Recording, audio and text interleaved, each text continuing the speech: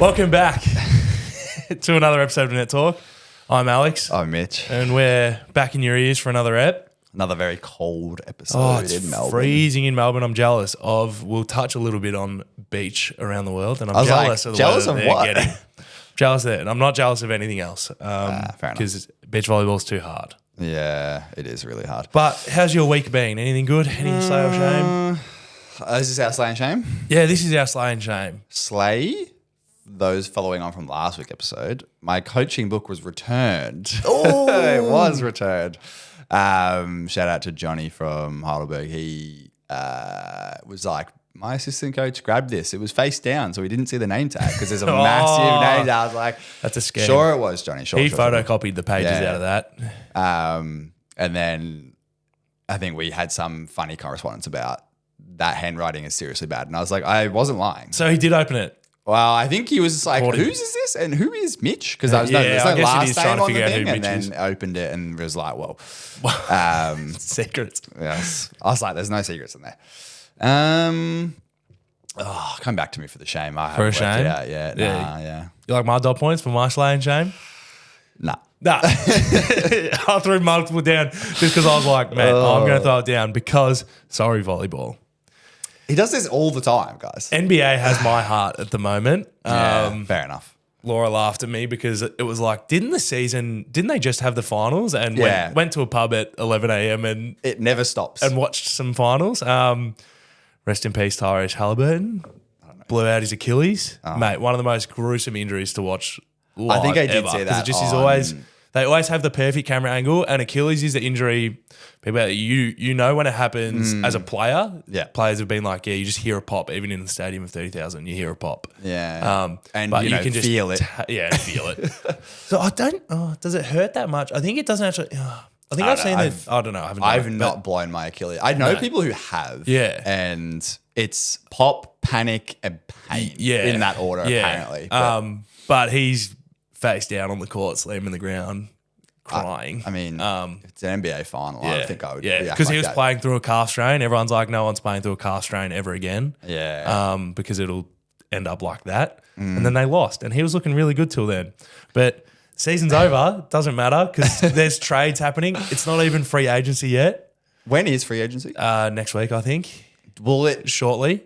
heat up again, or you don't reckon? Oh, it's- it'll just be a bunch of people have already sort of verbally signed on to their extensions and Yeah. whatnot. So it'll be seeing that. But previous Achilles injury recipient, Kevin Durant, traded to the Houston Rockets. That Mid- matters to people out there. Well, the only- Mid-finals and mid-interview. And mid-interview. That Yeah. was the only reason I knew about this was because I was just scrolling my TikTok and I was just like, it's Kevin Durant. And then he's like talking and then you just see the crowd start yelling at him. Yeah. And then he's just like, oh. And the interviewer, she's like, what are you guys saying? Yeah, I yeah. think some news must have broken because no one's listening anymore. But I feel like as an NBA player, you would know when the draft is and those When sort of things are trades happen happening. pre-draft, Like you yeah. would, if people start yelling at you, you'd probably be like, I Yeah. got traded. Yeah, Like, because it happened. or, I got traded. Yeah, because pre-draft is when it goes wild because everyone's freeing up cap space and whatnot. Like Yeah. Celtics, who won 2 years ago now, have traded all their starters. Not really. They just can't the get meme is Jason Tatum tore his Achilles earlier in the season. Maybe they play too much basketball. It probably is. There's so many now Yeah. videos and like research that will have to come into Achilles. players overloading too much and playing too much from too young an age. I don't know. I can tell you just by knowing about how much they probably play a bit too much. Yeah, probably. That's okay. That's it for basketball chit chat. Unless you want to chit chat to me No. about the Wizards, the worst team in the league, also trading all their players, and now they've just got like the over 35 club. Not really. There's always one of those. They just every were sport, crap, every club. Yeah. and they got zero draft value. But NBA is one of the best sports to watch for in terms of like draft. I love that you've got the veteran, like the vet club. Yeah, the vet club, mate. They were around. They are probably veterans too, you know. All right. And then Your shame is pretty fair though. my shame is pretty fair. That's Yeah. back on track to volleyball. Is that I'm falling down the fantasy VNL rankings. Not that far on the Yeah. women's side. I was top 10 week one. Made a few riskier picks. Now I'm outside the top 10. Yeah. And the men's, I never really got up there. What was the worst result you reckon you had? I think I picked a 3-0 lead. I'm trying to remember because I did start getting some funny ones because VNL Fantasy is just the match predictor at the moment. And it's just it's pretty sad. hard because you don't know who's going to line up and you don't know who's going to start, who's going to play. Or we just talked about on the men's side, I got 0 points because for Poland, Italy beating Poland 3-2 because I picked Poland winning 3-2 and I get nothing out of that. Apparently it was a very good match. I watched the highlights this morning and I'm going to watch the match when I can. I mean, I just got a fair few wrong or flipped and just like missed the sets. I did have Turkey beating Brazil and that was a walloping. That was a in the other way. But also like, I thought Turkey was having everyone show up this week. They did. They had Melissa Vargas. So I was backing them a little bit. Yeah, Melissa did not have a good game. And that was woeful. Yeah. Carricker came off the bench and was actually pretty good, but they were well and truly done. Yeah. We were talking in the car here. Anna Cristina on the Brazilian team. I didn't realize how young she was. She's 21 and she's already played in 2 Olympics. Yeah. That's just outrageous. And she also scored, I think the number on top of my head was like 30 points in that match, which is... So you give us individual fantasy selections and like a dynasty league, you pick her, you have her for the next 20 years. I'm sure someone does want to do that with her. Yeah, she's going to be... What do we say? She's the... You said Michieletto of the women's side. League. Yeah. Even though Michieletto's also only... He's 23? 22, 23? Maybe, if that. And he's already been to 2 Olympics. And best statistical player on the men's side. And he's already gotten an MVP for Champions League and outrageous. Yeah. Anyways, it's all quiet in the national and local scene. Like nothing really happening within Australia's borders. Other than just state leagues. They're all chipping away. Most will be midway or over midway. AVL was counting down. Ausvolley posted the 90-day away. And like a week ago? Yeah, so it'll be like 80. 80 days now? Yeah. Comes up quick. It does. I was talking about this with someone the other day about because the NCAA Div 1 women's season is 60 days away. Yeah. And I was like, oh, cool. So I'll get like 20 days to watch that and then I'll have to focus on AVL. Yeah. If I'm not already doing that leading up. Anyways. No, I'll be back to NFL by that point. Yeah, you'll be doing anything other than volleyball at that point. Yeah. Internationally, though, some Australians have been on the world stage. The discipline of beach volleyball, which goes year round, 24/7, 100%. We don't cover it enough, but there's a lot going on at the moment. Now feels like a really dense time, mainly for like the under 23, 21 age group, because there was a 23 comp the other week. Yeah. But the Asian under 21 comp has some names that indoor listeners will also recognise. Yeah, and anyone who watched AVL will probably recognise. Yeah, will recognise that. I assume we've probably firmly lost Finley Bennett to the sand. Unfortunately, I think that's a sad reality. It's just the truth. Adelaide has too many nice beaches, so players get too comfortable going down to the beach. But Ben Carroll, a Victorian, lovely, one of the best beach players we've got in Victoria at the moment. Played with Finley Bennett, one of the best beach volleyball players, and was probably second in opposite in terms of like AVL. Best opposite AVL last year. Probably Hebbers had him outranked. Yeah, probably. And it was probably him. But they finished fourth at the Asian Under-21 Champs. Which is pretty good.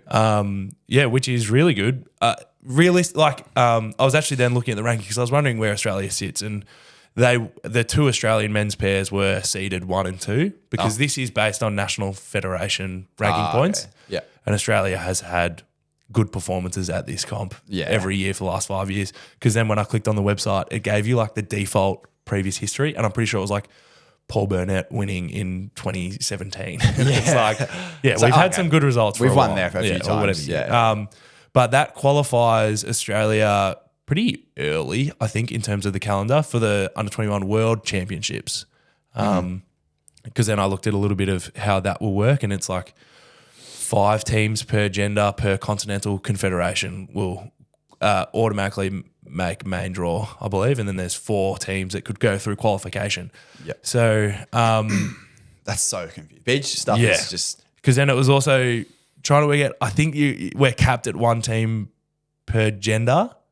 Is the country quota? It says 1 team per gender, so we won't be able to sneak in another team. I feel like there's other events where you can get 2. The host country gets 2. Yeah. But yeah, so we would realistically probably be able to sneak another team in qualification wise. Yeah. Because James Kay, another indoor name, and Harley Sinclair finished equal ninth on the men's side. They had a little close finish that would have knocked them out in the quarterfinals then, I think. Yeah. And they don't do ranking placing because there's enough beach volleyball tournaments that Yeah, you get you your don't need rankings. to. Versus like the indoor comp, which we'll talk get about in a to, second, they yeah. do it at playoff. Yeah. The women's side of that under 21s, another name from SA Indoor Volleyball, Cameron Zaya. And SA pumping them out. Raina came equal fifth. Yeah. So they lost in the in the quarters.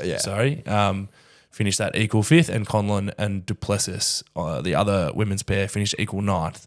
Australia on the women's side for this comp, their actual National Federation ranking was slightly lower.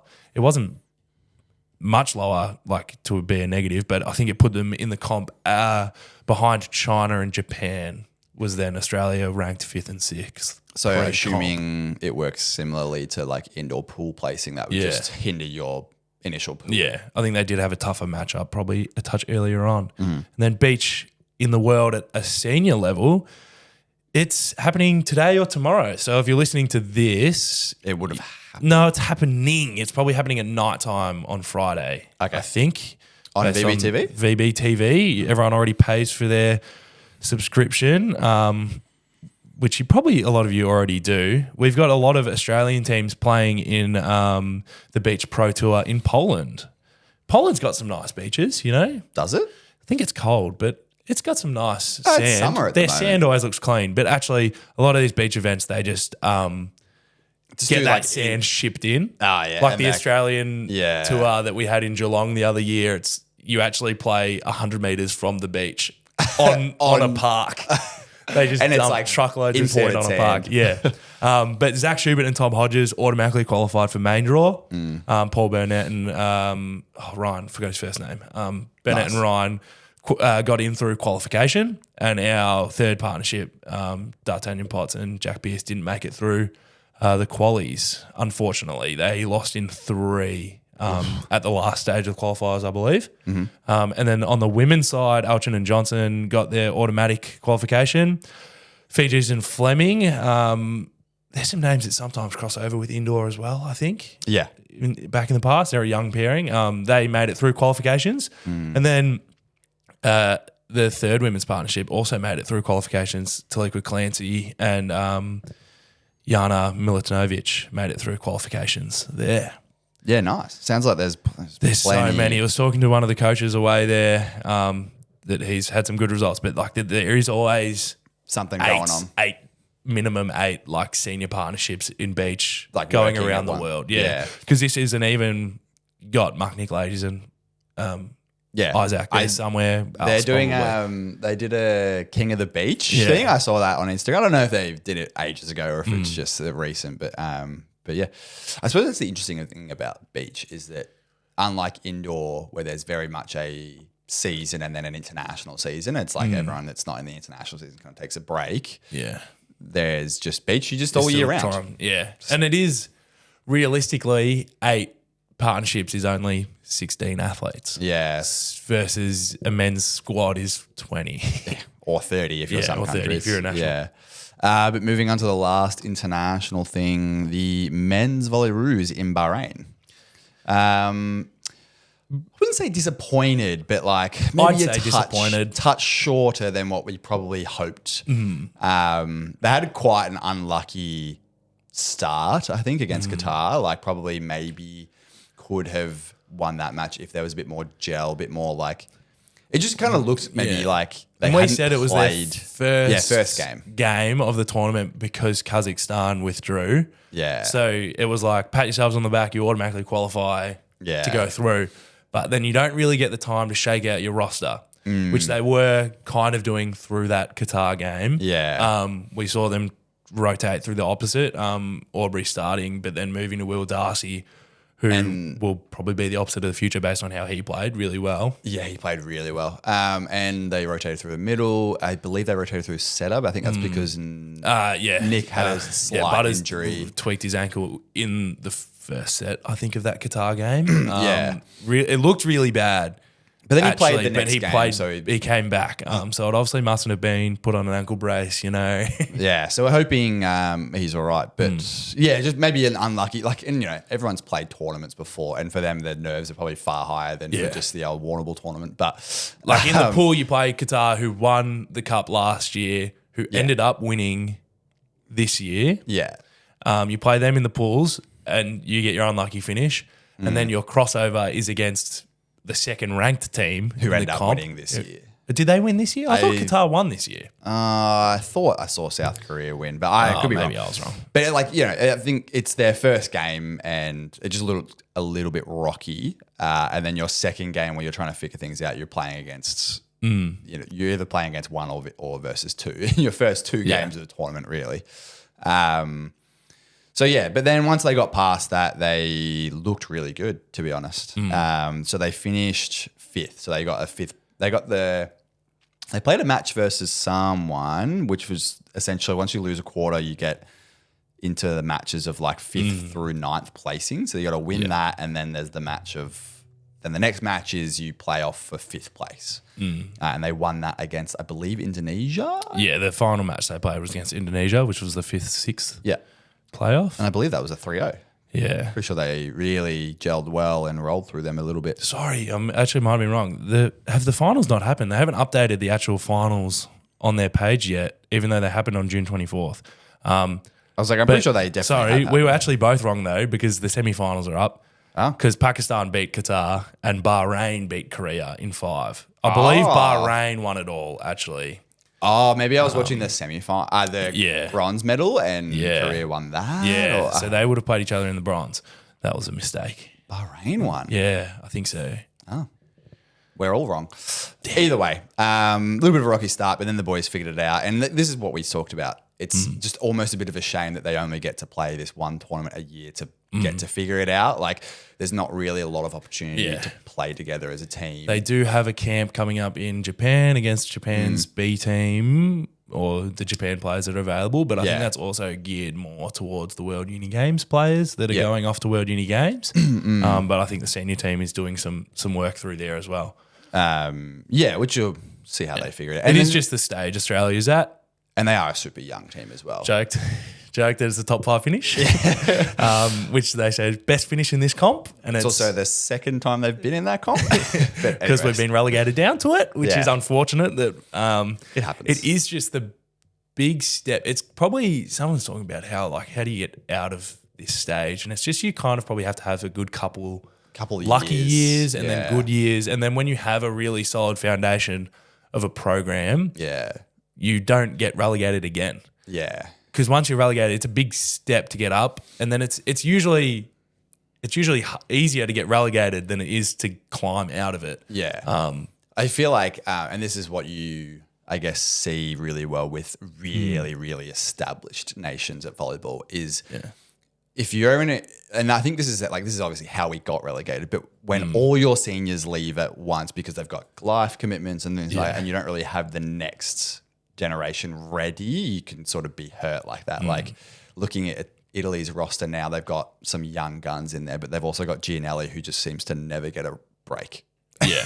I just love that the running gag on the 9x9 podcast is that the man just never takes a week off. Yeah. And he's just playing. And even though they've got like Spertoli and they've got the Porro brother and then they've got the other guy as well, those poor guys just never play. They never get the break. Side tangent. But it's can be pretty rough for some lower ranked nations. Once that senior group leaves, they can be pretty hard done by. Yeah. And it just can be a little bit just timing, a little bit of phase issues, but it just happens. But moving on to, I keep getting flamed for saying that what everyone is looking forward to, the state league, because we jumped over VNL. Did we? So like some of the men's, because VNL's happening right now, and China's actually beating USA on the men's I told side. you that might happen. Yeah, they're up. They're going to be up 2-1. But there were some other interesting things like Poland, Italy. We spoke about and touched on. That happened this morning. And that was a flip. That's what takes you down. What I really liked, rankings. I saw this in the highlights. Is Yuri Romano tends to have a bad game from time to time. But now Italy have Rishlicki, who is an official Italian citizen. So he came off the bench. Yeah, they for still Romano. split time a little bit. That won't happen much longer, I don't think, surely. Well, Rishlicki's not very showy. He's very just consistent and just like, like he's fine. But Romano, when he has a game, he has a game. Yeah. But Romano did not have a particularly great game. So Rishlicki came off the bench and was pretty good. I just thought that was interesting because Italy hasn't really had a second opposite for a while. For some time now. Yeah. Anyway, so he came off the bench and was really good in the fifth set. And I think they ended up winning. Yeah. It was a good game. They were up 1-0 and then lost the next two. That was when I think I started watching halfway through that other one or skipped through, and then it went the wrong way in the fifth set, which was unfortunate. To be fair, I only watched the highlights, but I did notice Poland really rotating through their pass hitters. They've got so many good pass hitters on that team, like Semeniuk and Salzburg and Slivka as well. Didn't actually do a whole lot. Slivka was in for a couple. I don't think he even, But I didn't see He only had one attack for the game, actually. Maybe I saw him when he came on. It was a pipe in the highlights. I remember seeing it. I was like, okay. He's still their captain. Fair enough. Lovely. Yeah. All right, now we can take it to what you say is all right. So I keep getting flamed. It's not what everyone looks forward to, just most of the audience. It's Victorian State League. So we'll go through the men's side, round 11. 11 results. Saturday the 21st of June. Eastside Hawks started us off at Empower against Yarra. They didn't go to 5 this time. Didn't go to 5 this time. Yarra wouldn't let them. I did jokingly say last episode, like, this is guaranteed 5 set. I was wrong. Or Yarra heard me and they were like, no. Yeah. Caught the end of this, and Yarra's just been looking really good recently, so they weren't doing anything fancy. Eastside were probably just getting unfortunate matchups. You know, you when you pin up against such a good team, you've got to be operating at sort of the top end of your talent for a long time, and you can't really do that. So, I mean, as volleyball often tends to go, they were relatively close through the start of the set, and then Yarra, I don't think, let them get back in. It's just like the issue of if you win 3 points every time someone wins one, you look relatively, you can be relatively close, and then it runs away time and time after. The margin just widens. Next up was Monash versus Phantoms at Monash University. This is Alex's shame. I didn't post the match of the week on the Instagram last week. If you listened to the episode, you still heard us say it. You still heard what the match of the week was. I just got floored by so much work and then was like, oops. Yeah. It's exam period and, you know, it's fine. This was our match of the week, though. And it wasn't a 3-0. It wasn't a 3-0. It was one where we thought maybe Phantoms would potentially be able to upset Monash, but no, it was a 3-1 win for Monash University. It was still fairly close. Yeah, it was pushing past 20 points each time. Phantoms flipped it in that third set, but probably the challenge, we saw it when we won a third set against Yarra as well. Having a reverse sweep from a third set, like the fourth set's always the hardest because the team goes, all right, we need to put our foot back on the gas, and winning a fourth set down 2-1 is very difficult. You're either committed to reverse sweeping or you take the lull of the third set and then the other team even if you win that second set, if you're down 2-1 in a fourth set, it's just so difficult because the other team knows you're pushing your limit versus the other team can just be more calm. Well, they've got the 2 sets to back them up. Yeah. And then next up, Mazenod versus Maroondah. Maroondah getting a win. I watched a bit of this. So the first set, really competitive. Went past 25, I think 27-25, and maybe a bit higher than that. I can't quite remember.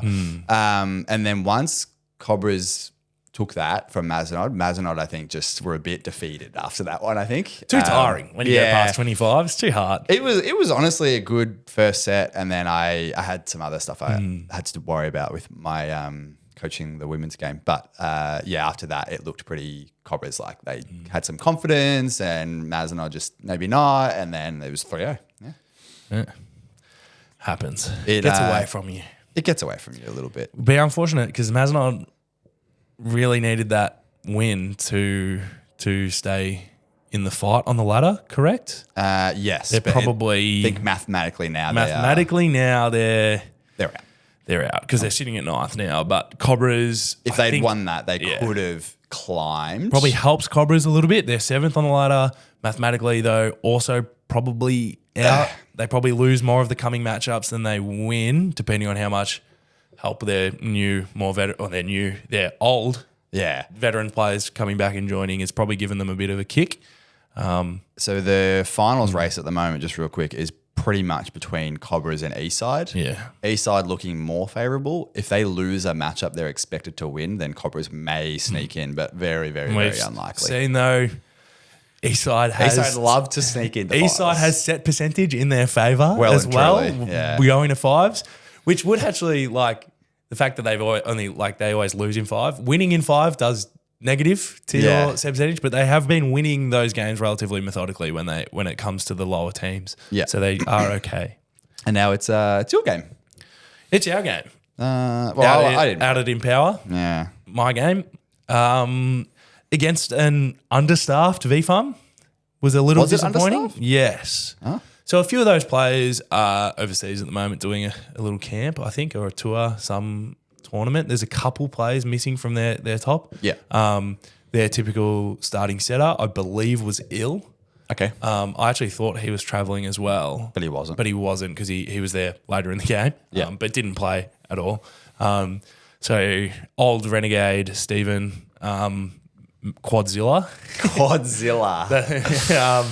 Came in and was setting for them whole way around. It's probably an advantage for him because he's got one of the biggest block jumps in the league. Genuinely, he would have one of the biggest leaps in the league. This was a relatively good game. We probably went into it a little too comfortably and probably felt really comfortable in that first set. It was a real domination from score one, wasn't it? We just kind of got a 6-point buffer and we're fine. Yeah. Versus the second set is the one we lost. This was a 3-1 Fell asleep a little win. bit. We did fall asleep a little bit. Nothing. I think it wasn't actually stuff was going wrong on our side, but it wasn't necessarily. Maybe I'm remembering wrong, giving ourselves too much credit. It wasn't direct errors. Like we weren't. Yeah. It didn't feel like we were making hitting errors. We just weren't finding kills. Just weren't terminating. VFUM were finding a lot of blocks in that second set.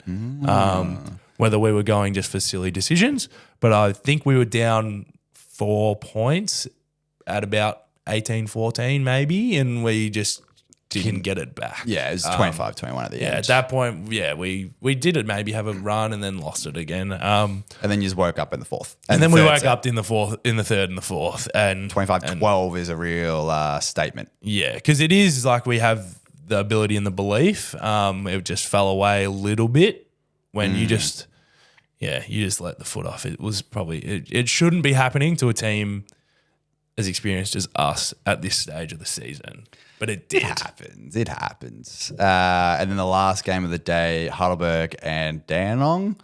So Heidelberg, they running low on the roster. I think a few of the boys are injured and they did not show up with their regular lineup. I think one of their main pass hitters had to set again. They didn't have their main middle. They didn't have their setter. I watched a little bit of this game from afar. Shout out to the Dandenong boys and Kmart coach, who's very active in our Discord, who they took a set. And then Heidelberg was like, no. This is the first set, 27-25, you know? Yeah, so, it was competitive. Yeah. Then after that, I think Heidelberg sort of decided to problem solve and figure it out and prove like even though they are very, very low on the roster, I think they legitimately had 6 players and awful position lineups. Like I didn't think they didn't have a setter, they didn't have middles. Like everyone can do it all right? And then they problem solved, figured it out, proved that even though they're low on roster, they got depth. Yeah, Dandenong still pushed them in the remaining sets. Getting to 22, then sort of that third set ran away from them, and then the fourth set being relatively close again. Yeah. So good on the boys for challenging them and like when they're low on roster, why not? Yeah. So moving on to the women's side, a fairly eventful round. We start off the day with Dandenong and Heidelberg. Heidelberg opened the gates really harsh. Harsh, whatever you want to say.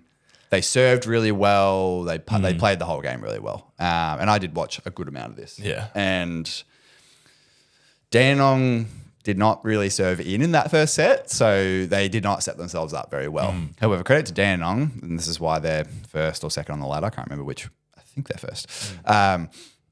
They woke up, played really well, and they served the ball in. They passed the ball really well, and then they essentially woke up. Heidelberg did not really have an answer for it. Were they siding out really well in that first set? Because the first set was only 27-25, and if you're bleeding points on service error, you have to be siding out near perfect. Dandenong side out really well. Well, at least it looked like to me they were siding out really well. Heidelberg really good defensively, but once you have to give Dandenong a free ball, it's sort of over.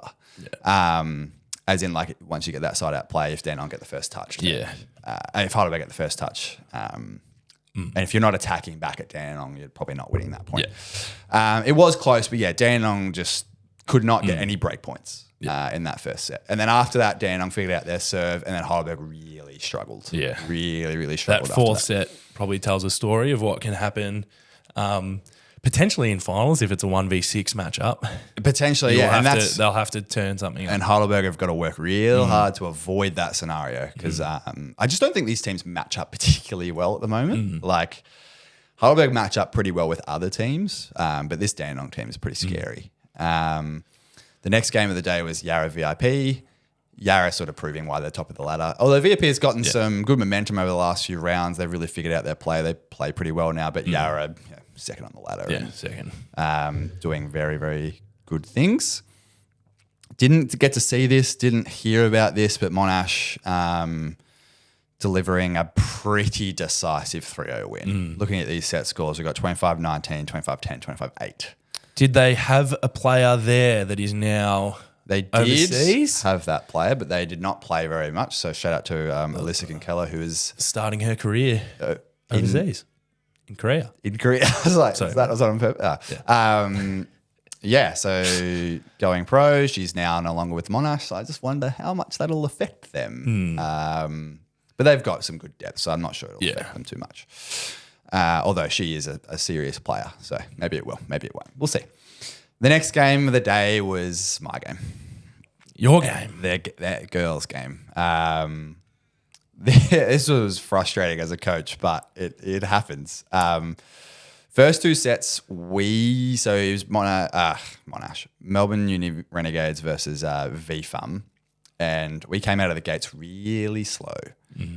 We played the first two sets really, and credit to VFUM, they did what VFUM do well. They didn't make errors, they got digs, and we made errors on the attack. Like, we just couldn't score, and I think their rallies were just long, and because we couldn't score, we got a bit frustrated and then tried to overdo it and then error. Classic sort of when you're playing VFUM, that's what teams tend to do when they just get defensive touch after defensive touch. And then we really woke it up in the sets 3 and 4, pretty much being identical to each other in the sense that we figured it out pretty quick and then made some decent adjustments and then, took them deep. So 25-20, 25-20. And then we did the classic. This is the fifth set collapse. This is the fifth set collapse. Yeah, this is and VFUM playing pretty solidly throughout this entire game. Like, I think they played really well the first two sets. I don't think they played worse in sets 3 and 4. I think we just played better, and they just kept playing themselves, trusting that their patience will outpace us, and it did. And our patience didn't hold up in the fifth set. We started the fifth set with 6 errors back to back, and I was like, okay, today is not the day we lift the 5-set curse. But it was a really good match by VFUM. They're proving why they are where they are. And then I just closed the thing. Last game of the day was Cobras getting the win over Mazenod 3-0. Does them some favours. They get to hold their spot on the ladder, which was good. It looks relatively close to the scoreline. Didn't get to see this. I didn't get to travel over to Dandenong this side, and it was the same time as your match. I did not get to see this either. 25-19 and then 25-23, 25-23. So typical side-out volleyball. Cobras have been in relatively good form as of recent. I think they had a little upset a couple of weeks ago, but they've been in good form. Yeah, they've been strong this season, which is really good to see. They've pretty much solidified their finals selection, which this would be the first year in a long time that this not this because there's a few new players. Yeah, but the Cobras women's have made the side finals. has been up there, and they're looking at fourth at the moment. They could probably hold that with a couple more wins. I think they have They actually may. I did the math the other day. They may sneak third. Yeah, but they have to be near perfect, which probably wouldn't really change your predicament, other than you might get the first matchup in your semi-final. I think you still play 3v4. Yeah, I think 3v4, but winner of 3v. Oh yeah, it still works. But it gives you a better opening to the sense that if you are, I guess it's the same because it's the highest ranked loser gets a second chance. And if you're in 3v4 and 1 and 2, one of them, if they win, then you do get the second chance regardless whether you're 3 and 4. So I suppose it's the same regardless. But I don't know. 3 sounds better. Might make you feel better going into the end of the season. Yes, yes. But it is probably, before we look at next week's fixture, brings you to that time where like we're at round 11. Finals ladders are pretty much cemented. Yeah. Based on where you're on at the ladder at the moment, viewers, what? All right. Technical difficulties. That's the first time we've ever had technical difficulties. Except for when we didn't get episodes out. Second time we've ever had technical. I think we re-recorded episode 1. Didn't we? that was. Oh, that was because we sucked. That was anxiety. That we were like, this is the worst thing ever. We can't. It was put this practice. It was out. practice run. Yeah, it was bad. Hopefully, we've gotten better since then. But here's a technical difficulty that's popped back up. I think we were talking where you are on the ladder at the moment is pretty much set. There's a few teams that could sneak up or down, particularly the top end. You're all relatively on the same amount of championship points. So I did a lot of math the other day for both men and women, and the men's side is pretty much a race between East Side and Cobras, and that's it. Phantoms have pretty much secured their spot. It would take something really unfortunate for them to get knocked down to 7th. But yeah, East Side needs to lose one of their coming games that they're expected to win, and Cobras need to be near perfect and steal a match from a higher ranked opponent. And then on the women's side, like, it's relatively secure that Heidelberg in 6th is a couple wins clear of Phantoms in 7th. Yeah. So that should be secured. But your 1st through 4th are all on the your 2nd through 3rd, 4th are all on the same amount of championship points. 2nd and 3rd have played 1 game less though. Yep. So Yarra and Monash could potentially get an extra win, which will slowly push them back up a bit higher. There is actually, and I only know this because I did it for my team and for Phantoms based on who you play and who they're ranked as. There's a scenario where we steal a spot from either Heidelberg or VFAM. But we have to be perfect and they have to lose 1 game they're not supposed to. Yeah. So probably very unlikely. And Phantoms is in a similar boat where if they figure it out this late in the season and win, so they play Heidelberg twice. If they win those 2 games over Heidelberg, they can actually steal Heidelberg's spot because then they play 2 lower teams later on. So Phantoms could be the, surprise, or we could also be the surprise mathematically. But one more loss for either of those teams, it's season over, really. Well, not season. It's finals over. Finals over. Yeah. Which you can then shift to development and whatnot, but it'll be an important end of the season as we throw to our sponsor after the technical difficulties. We throw you away one more time. This episode is brought to you by Andor Financial. Now, as some of you know, a good friend of ours, good friend of the show, and our Melbourne Uni Renegades captain, Michael Cirillo, has recently started his own mortgage broking business. Not only this, but Mike and Andor Financial have committed to supporting and sponsoring Net Talk for the indefinite future. If you didn't know, Mike has spent the last 10 years in the finance industry in both financial planning and mortgage broking roles, and is super passionate about empowering people to take control of their financial future. So you, or if anyone you know is in need of a home loan or would like to review their current lending situation, reach out to Mike and Andor Financial. You can find out more information in the footnotes or description down below. Thank you again to Andor Financial for sponsoring Net Talk. But now we're back. And then we're back again. That was intentional that time. Yeah, it was on purpose. We swear. The men's for round 12? Yeah, for round 12, 28th of June. So far through the year. Yeah, it's gone quick. Really quick. Yeah. Match of the week? Match of the week. Maybe we're cheating because I think this is technically we're going to make it 2 matches of the week. Yeah. So we can talk about them at the same time. But midday and then again at 4 o'clock in Bendigo at Red Energy Arena, you have Phantoms versus Heidelberg. Yeah. This will be an important game For both these. these teams. Heidelberg is probably relatively comfortable and should get the wins here. But if they drop one win, then Monash is within stealing that first seed. They can steal that. It is within Monash's reach. They're both on the same amount of wins on the men's side, but Heidelberg's played one less game. They're about to play a double header, so they'll be on the same amount of games played at the end of this weekend. That'll really determine who can be up there or who's not going to be. Versus Phantoms is in 5th with a fair few less games played, so they're relatively okay because to be in 5th and still be a win clear of everyone else It's still pretty handy. Is still handy. This Phantoms team's pretty good as well. Like, Yeah. they've got some really young, good talent, some AVL players and stuff. So if Heidelberg show up with a lower squad, there's a genuine chance Phantoms could go and take this game. Yeah. Or both these games. Yeah, they'll be really trying to get one of the two at a minimum.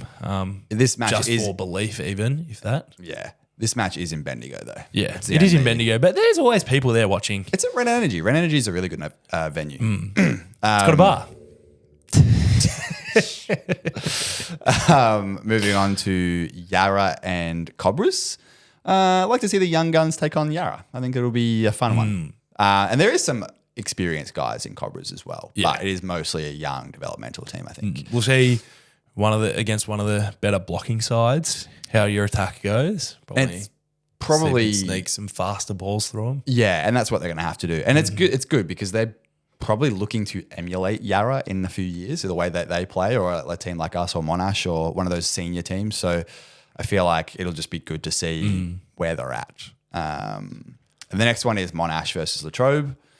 This is a part of that difficult stretch for Latrobe. Yeah, Latrobe really got an uphill battle. Yeah. But it's just experience at this point for those guys. Like they can't make finals at this point. So it's just about, all right, let's learn as much as we can, gear up for next year, gear up for whatever their team's goals are and go nuts. Monash looking really good at the moment.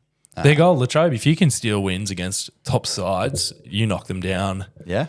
The ladder. Ruin their finals expectations. You give them a harder matchup or something, and also get yourselves the belief now as a team, individual players. It'll be good to see. And the next one is Eastside and Dandenong. All right. Last week I was wrong. This one's going to 5 though. This one's going to 5. Eastside, you don't want this to go to 5. That won't do you any favours going for your finals berth. I think Dandenong have got some confidence after taking a set from Heidelberg. They've taken a set from a fair few top teams and pushed them late into the sets. So maybe they're all right. But I think Eastside will be able to weather the storm and won't have the same drawbacks that the top teams always seem to have a little lapse. Yeah. Their outsides will be pretty controlled, I think, over the whole game. So that should be okay. Eastside will need to keep their foot on the gas for the rest of the season. And then we got VFUM versus Mazenod at Mazenod on the nice court there. This will be important. VFUM will see if players are back for them. Because they did only have the team of 8 last week. Not many on the roster. Which is unusual for VFUM. They've always got big squads. But Mazenod has had a couple sneaky losses. They'll need to be winning from here on. Difficult to get a finals berth at this point, but it'll be individual belief. A couple players are at college or whatnot. That you just are there now to keep playing higher level. And just get that experience, get those learning lessons and stuff like that. And then the back end of the double header, which we spoke about. Yeah. Onto the women's side, it's the same double header, Heidelberg and Phantoms. Again, I don't know much about this Phantoms team. I just haven't seen them because they're only here every second week and either here or Bendigo or Ballarat. See what Heidelberg have had a pretty up and down last couple of rounds, I feel like. So this would be maybe either good for them to find their feet heading into finals, or I don't know what this Phantom teams can bring, but if they can bring an upset Heidelberg, it'll be tough for them. Not disastrous, but it'd be a bit of a blow. So they've got double header again, 12 and 4 at Bendigo, Red Energy. Monash and Latrobe. Monash and Latrobe. Another uni hype. Yeah. The university matchup. Yeah. I don't think they get a fun name like Monash versus Renegades. like nah. Battle of the Blues or whatever. But Sorry. Latrobe will sneak their way up. Hopefully they can. Maybe they could get a shaky win against a team now missing Alyssa. their starting pass hitter. That is true. But I think they do have a lot of Monash has a lot of people they can rely on. You would expect Arwen as opposite to take a few more, and they've got a lot of load depth and as whatnot. well. I feel like Latrobe still finding their feet in their first year, maybe their one comp. I did just think about Monash is currently sitting third. They'll need to have depth as Arwen is also in the World Uni Games team. I believe that'll take her out for a couple of weeks shortly, start of July. I think that comp is. Oh, I think we play them when she's gone. That'll be so handy. it will be Anyways. a bit different. Congratulations to her for being in the World Uni Games team. We'll probably Yes. give a little bit of a preview to that. Yeah. Side note. Yep. But so Monash will be working on their depth and finding themselves here. Yeah. This is probably a comfortable week to do so. Yeah, and it's probably a good opportunity for them. And the same thing as we've been saying, good opportunity for Latrobe to really just go and figure it out against a really good team. All right, and then our match of the week, Yarra versus Cobras. This is 2v3? 2v4. 2v4. This one will be interesting. The first time these two teams played was at the very start of the season. Yeah. And Yarra came out of the gate really hot, 3-0. Yeah. I wonder if this will be a very different result because Cobras are a fairly new team. They've really figured it out. They found some more service pressure from behind the baseline. Yeah. A bit more blocking and defensive presence. So it'll be good to see. Yarra gets the berth of the match of the week again. They've had a lot of interesting matchups. It's probably what you get when you're just sitting second. You just end up getting all those matchups. Yeah. But Cobras were sitting in that fourth spot can potentially sneak up a little bit of the ladder, which would help give you that little bit more comfort from fifth and sixth. But it just depends on who your matchup you prefer for finals. But yeah, that'll be a good one. That's at 12:30 at Dandenong. Moving on to VFARM and Mazenod. VFARM proving they can go and get done. And they'll, as we spoke about earlier, they need to be really clinical to hold their spot and not let anyone overtake them, which I'm pretty sure is pretty difficult. yeah. Mazenod, on the other hand, really looking to figure things out, and they could be looking at this as an opportunity to go and get a Upset a team. Yeah. Me personally, I would love that.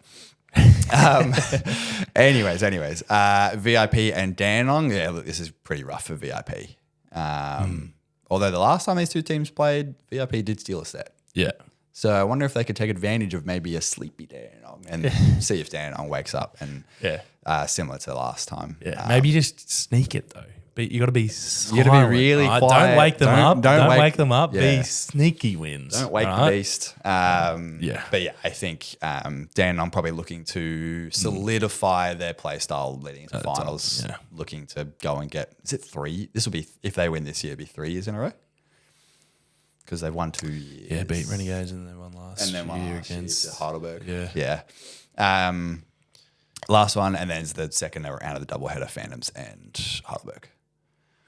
Yeah. All in all, looking like it's Good stage of the season. Yeah, it's that stage where like the finals race is mostly done, so it's more just about the matchups and stuff now. It's doable. You could win 8 in a row and sneak your way up against some upsetting teams. We've done Might it need some big changes, but there's always stuff that could happen to top end teams. Teams have done it before. Yeah.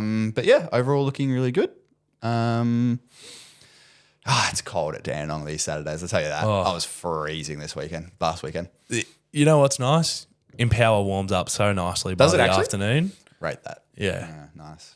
All right. Well, thanks for listening to us for another week. Thanks for looking at us for a little while until the camera went died. Black. But yeah, just a little hiccup keeps you humble. It keeps us on our toes. That can be my shame. I didn't have a shame. Your shame is that right then. Well, I didn't charge the batteries. I thought the charger would just charge Keep it alive? Yeah, well, that's the whole point. Yeah. Wrong. It was probably hanging on by a thread for the whole time. Yeah. Oh, well, it happens. Well, we'll see you in the next one. Bye.